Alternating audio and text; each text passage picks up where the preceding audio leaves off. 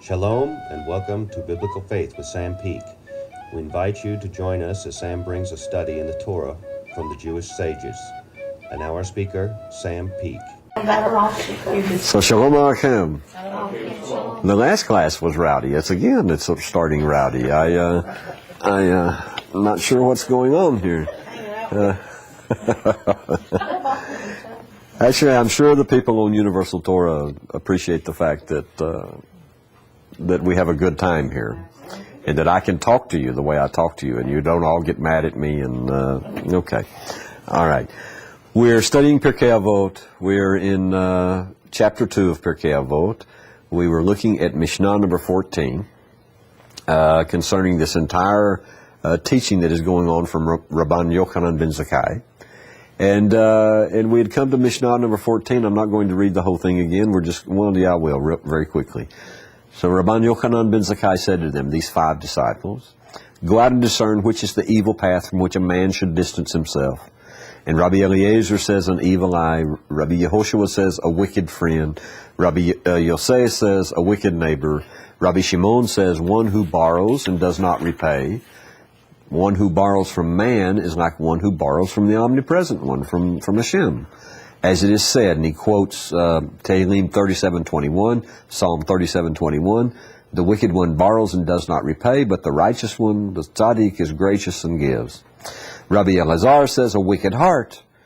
And Rabban Yochanan ben Zakkai said to them, I prefer the words of Elazar ben Arak to your words, for your words are included in his words. Now we had covered Ayin Ra'ah, an evil eye, and the unbelievably terrible effects that can have. And if you really want to be an entirely and totally miserable person in the world, develop an evil eye. Develop an eye that's always looking on others. And an evil eye means you don't give anything to anybody. I mean, you wouldn't share something of yours with anyone. And you're always looking at others with the idea of they don't deserve what they have and shouldn't have it. Okay. If you want to be a miserable person, then go for it. This is totally wrapped up again that's a total manifestation very strongly of the will to receive for yourself alone, and we know that this is what separates us from Hashem. So if you want to be very far away from Him, be this way. Okay. I don't recommend it. Okay. And remember, this is the evil path that we should avoid, that we should get far away from. Rabbi Yehoshua says a wicked friend, chavera, a bad friend. A person with this character, first he says, this is the opposite of the good quality of a good friend. And a person with this character harms his fellow, harms his friend through his deliberate bad advice. In other words, they do it deliberately. This person is really not your friend, but this is the mask that they have, that they're your friend, but they give you bad advice. So that person also has an evil eye as well, because the reason he's giving you bad advice is because he begrudges you in the first place, even your very existence probably. Each of Rabban Yochanan's students suggest a different character flaw to avoid, and each trait is progressively worse, and each previous trait is included, in the succeeding ones, just like the good traits were. It's the same layout. Rabbi Yosei Omer Shachin Ra, an evil neighbor or a wicked neighbor, because this person actively causes harm to his neighbor. I've had a few of them. I can understand. Consequently, he would do harm through speech, as the wicked friend does, and he certainly begrudges others their good fortune. Rabbi Shimon says, one who borrows and doesn't repay. This is a far worse quality for such a person, and in this world, people think that that's not a bad quality.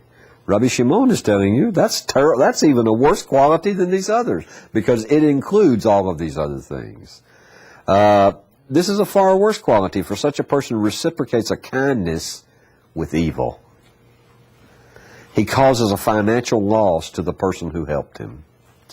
Although it is not immediately obvious, he says, this advice is indeed the opposite of the good quality of one who considers the outcome of a deed, one who can see and ascertain the consequences of things. One who borrows and does not repay is a person who is willing to perpetrate evil, even though this closes off an avenue of help that he may require at a later date. Now just think about it. You can come up with an example all on your own. In addition, such a person will demonstrate the other evil traits of being a wicked neighbor, being a wicked friend, and having an evil eye. I'm telling you, the sages here are right on the money. They're absolutely right on the money. There's a little, I don't know if it's a misprint or if it's not, but I haven't, no, maybe it's not. Hold on.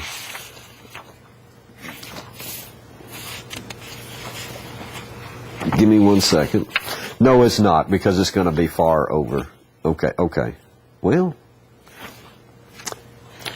no, it's going to pick back up the commentary, more commentary on all of these things in just a moment. Well, wait a minute. Give me just 1 second, because I know I saw this, and it seemed to me to be a little bit out of...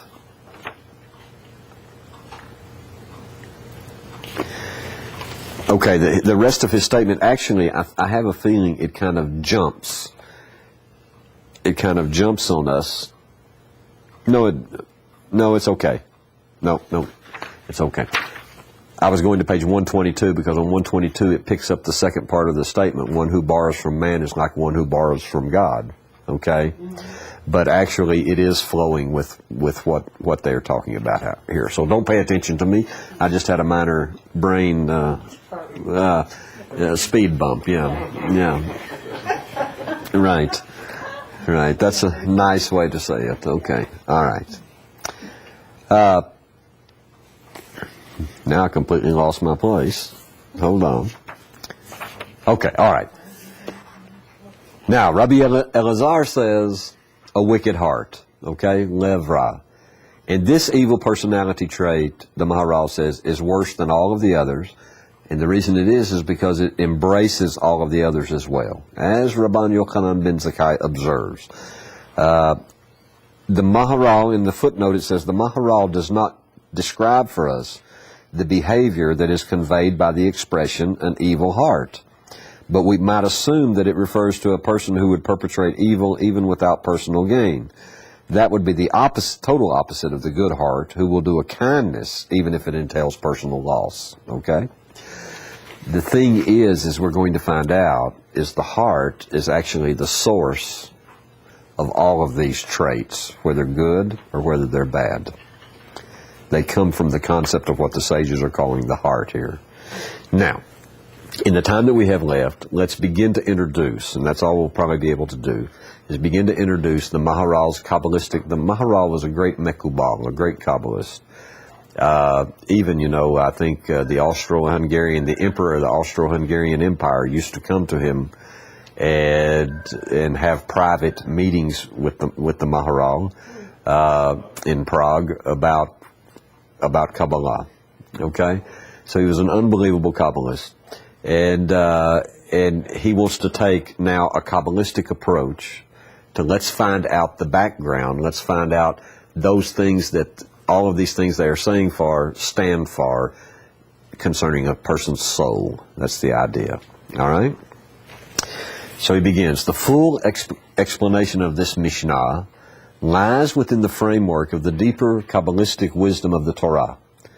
Again, he says, all of the Mishnayot that deal with Rabban Yochanan's disciples, the Maharal treats them as a unit. In other words, there's something that they're all as a unit, and we can already see that they're taken together. The insights presented in Maharal's second approach, the Kabbalistic approach, will address these following questions, okay? These are questions that bothered the Maharal. Rabban Yochanan ben Zakkai had 5 disciples. As the leader of all of Torah society in the Holy Land at that time, this is, by the way, right after the destruction of the Second Temple, okay? He certainly had many, many more disciples than just 5.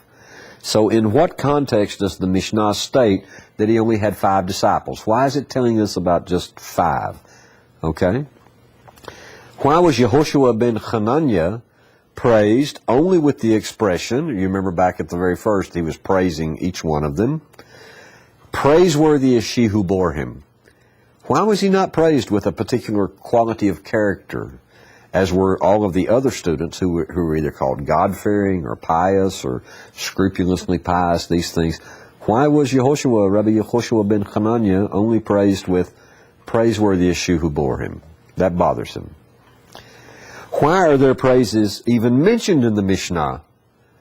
Because what difference could that make to us? Okay? What are we supposed... If it's in the Mishnah, it's coming to actually teach us something. So now we have to say, if we ask the question, why are their praises mentioned, and we know that it's there to teach us something, now we have to look. What is it teaching us? Why these praises? He says that Eliezer ben Hurkanos is better than all the rabbis put together. That's what Rabban Yochanan ben Zakkai says. Aside from the practical fact that Rabban Yochanan could not have known every rabbi in the world, okay? Such an evaluation would seem to be beyond the ability of a human being. And why is Rabbi Elazar ben Arak, why is he always the last? And why is he the last in the list of praises? Rabbi Eliezer might be great, but Rabbi Elazar, whom Abba Shaul considered the greatest of the five, should not be placed at the very end. Why is that? What's going on here? Well, in other words, the Maharal is pointing out something absolutely wonderful to us. Every word that the sages said, everything that they said, was so measured and so thought out and so coming from God, so Ruach HaKodesh, so Holy Spirit, so divinely inspired, that there is a lesson in every tiny little thing of why they said things this way, or and sometimes it's why didn't they say this? There's some lesson there, and that's what that's what he wants to harp on to teach us right now, is that there's a reason that there's only five mentioned, and there's a reason that the Rabban Yochanan ben Zakkai says the thing that he says. It's because it's referring to something else. Okay? All right. So the Maharal's first lesson for us on this is he wants to talk about human spiritual anatomy, like the anatomy of the soul. Textbooks, he says, of human anatomy, they illustrate the external limbs of a human body, the head, the arms, and the legs. They also show parts that are visible only with the surgeon's knife, in other words, a dissection of the body, the heart, the lungs, and the skeleton. However, there are spiritual parts of a human being that are not visible at all, no matter what, such as intelligence. In other words, you can't see them with your physical eyes. Intelligence, emotion, motivation. There are no pictures of these parts. There are no photographs of them. How can we describe them? How can those things be described? The anatomy book, he says, shows not only the shapes of the bones, but how they fit together to form a functional skeleton. Is it possible to describe how are there elements of the soul, number one? Okay? And is it possible to describe how elements of the soul actually fit together and how they work together? In other words, can we come up with a anatomy book, if you will, of a soul? All right. This group of Mishnayot, the Maharal says, is an anatomy lesson about the five elements of the soul. Now, I have to explain something here. The Maharal is not actually talking about Nefesh, Ruach, Neshama, Chaya, and Yechidah, Naranchi, which we've learned as the five levels of the soul. He is actually only taking the Nefesh, what we think of as Nefesh, that resides in this body, that part that resides in this body, and he is going to show how there are five parts to it. Not five levels, but five parts, okay, to it. Or now, elements, like he says. Yeah, or elements, five elements of it, okay. Yeah, that's good. Okay, so this group of Mishnayot is an anatomy lesson about the five elements of the soul. That's better, yeah. Each one of Rabban Yochanan's five students demonstrated a particular strength in one of those five spiritual limbs, if you will, all right? And it is that strength which Rabban Yochanan praises.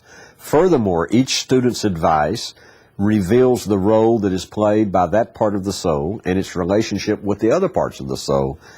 And that's what he wants to explain to us. All right?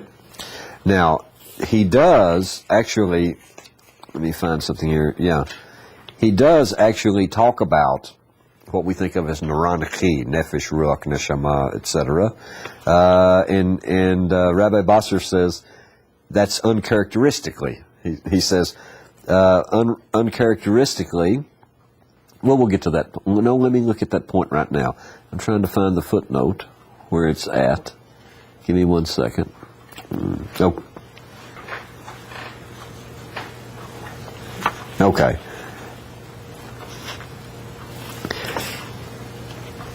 Okay, even here, it's actually on the bottom of page 113, where it says the Torah deems 5 to be the base value of a human being, okay, because there are 5 components to the human soul.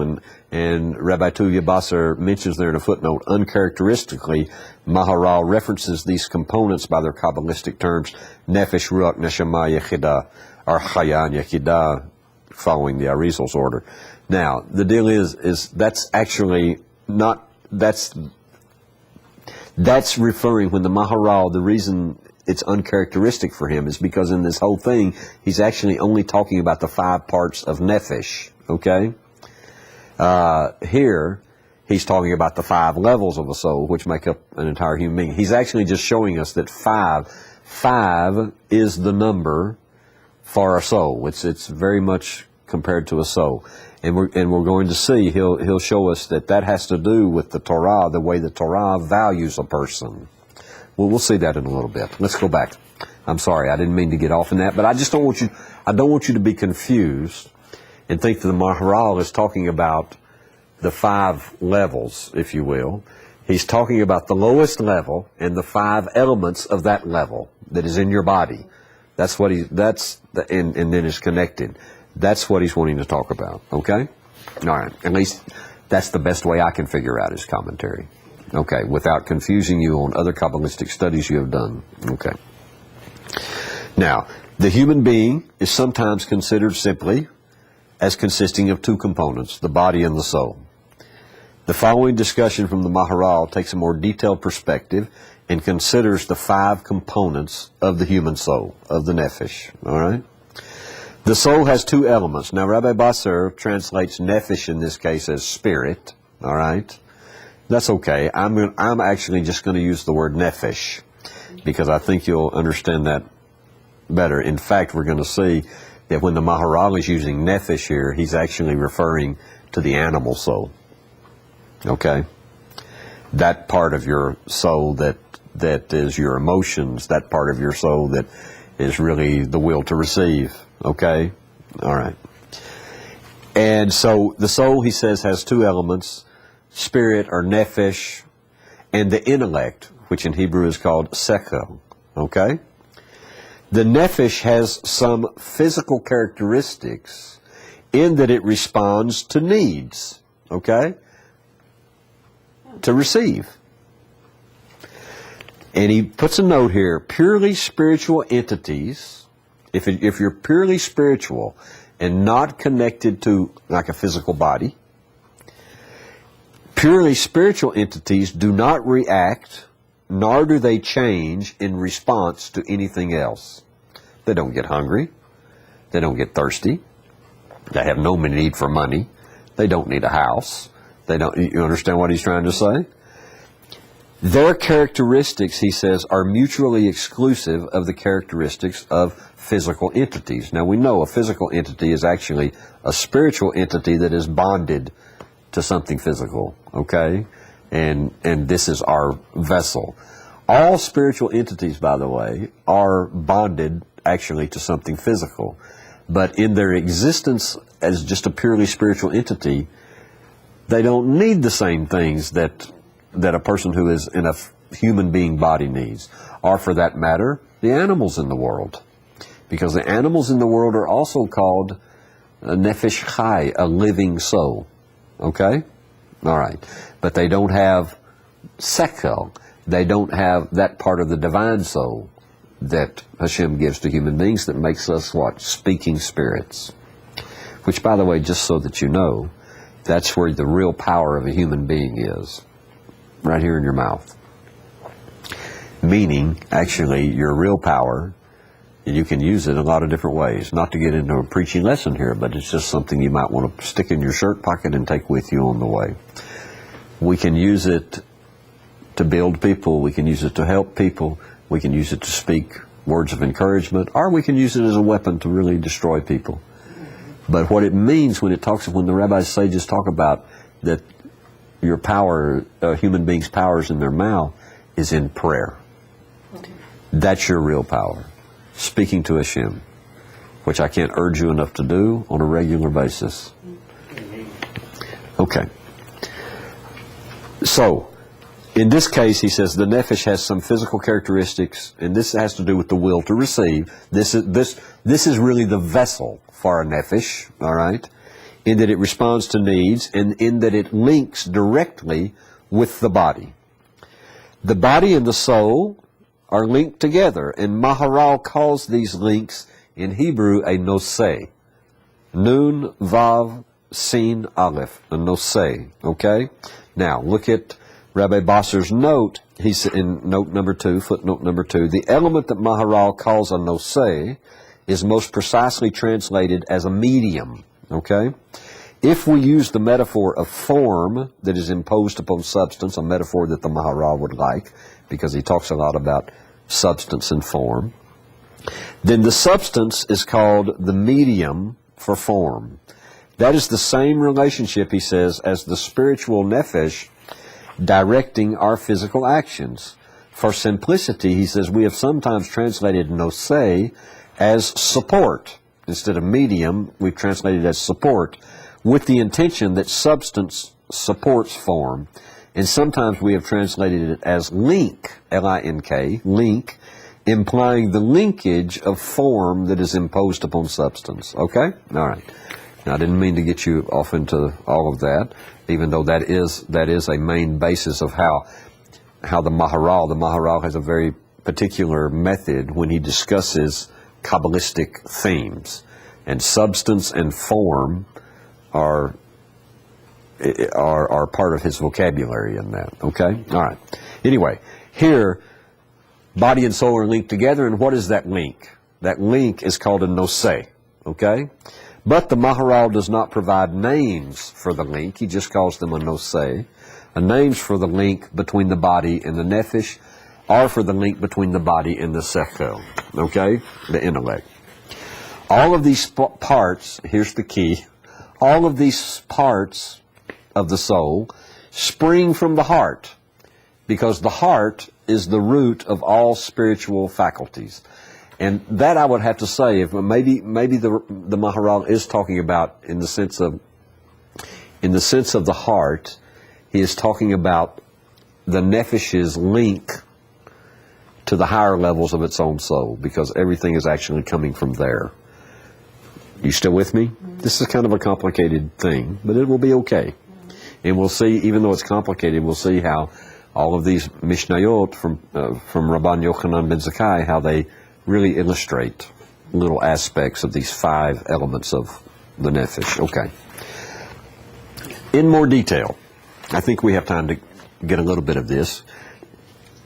The 5 parts of the soul are the sechel. Now, if we have to put a name on it that we can understand from other Kabbalistic studies, I think the spiritual intellect, or the sechel, is talking about the divine part of the soul. Sechel is the mokin, the brains, okay? Remember the illustration of the 10 sefirot, and a soul has also this same outline, this same pattern, this same image. And the brains, chokmah, binah, da'at, okay? Wisdom, understanding, knowledge, those are the brains, those are the mochin, that is the sechel, that is the intellect. That is the divine part of the soul, the Israel part of the soul, okay? That part that connects directly to God, that goes straight to God.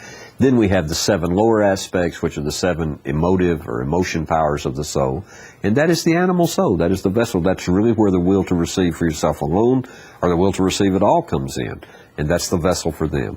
So the sechel is a reference to the brains. This is entirely spiritual, he says, with no physical characteristics. When he says that, he means actually no will to receive for itself alone. The intellect, or sechel, is the purest of the spiritual faculties. Sechel is the element wherein lie understanding and discerning, and it is the sechel that grasps Torah concepts such as morality and inspires a person to perform the commandments, the mitzvot.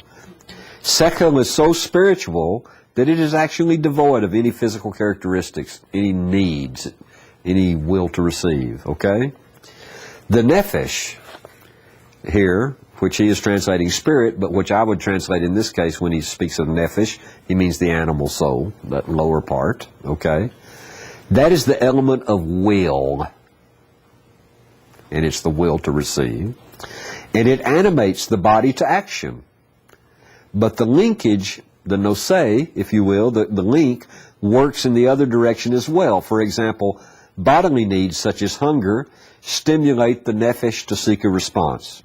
So the nephesh, it's spiritual, it's a living soul, it's spiritual, but it has some physical characteristics. And what he means by that is it's so tied to this body that it serves this body.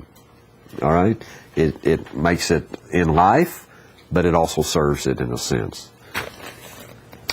The support, or the link, or what is called the nosei, joining the nephesh to our physical being, this is another element. Okay, we've had number one element is sechel. Number two element, he says, is nephesh, meaning the lower part, the seven emotion, the animal soul, if you will. So we have divine soul, part number one, animal soul, part number two, and now we have part number three is the support, or the link. It's the link that joins the nephesh to our physical being. It's how we're linked to this body. And that support, he says, also has certain physical characteristics. That's number three. Number four is another support. The support, or the link that joins the sechel, the divine part of our soul, to our physical being.